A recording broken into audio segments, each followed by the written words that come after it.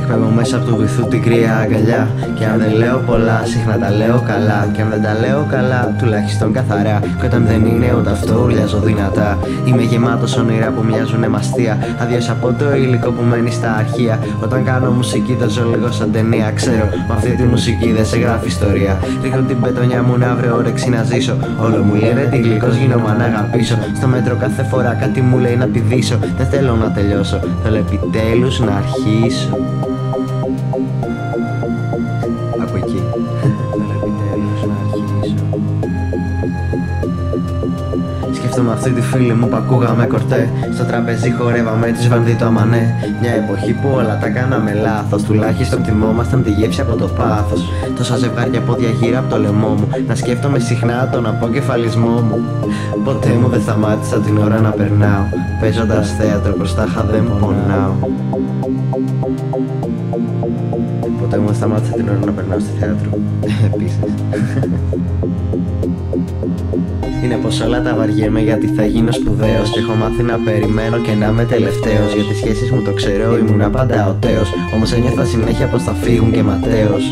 Στραβώνα μου ότι ήθελε να ισιώσει. Θα πάψεις να με αγαπάς μόλις ξημερώσει. Κουραστήκα να σκέφτομαι ότι όλα θα πάνε στραβά.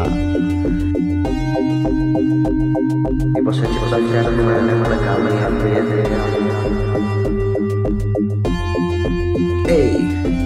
Αν είναι να πω την αλήθεια, στα αλήθεια δεν μπορώ. Είναι στιγμές που νιώθω ότι θα τρελαθώ. Δεν είμαι τίποτα ακριβώς. Ούτε άντρας, ούτε γιος. Και ούτε μπόρεσα να γίνω αυτό που ήθελες προφανώς.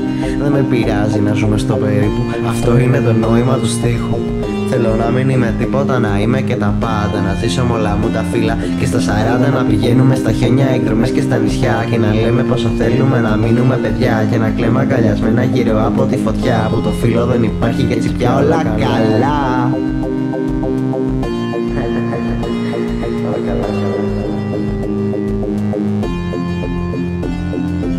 Και σαν με ξέρουν το ξέρουν οι απολογισμοί. Είναι αγαπημένοι μου αποχαιρετισμοί.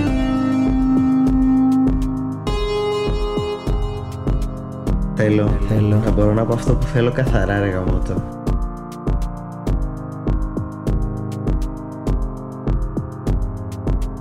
Να μου φορέσεις το λουρί μου, να μου χαϊδέψεις τα μαλλιά.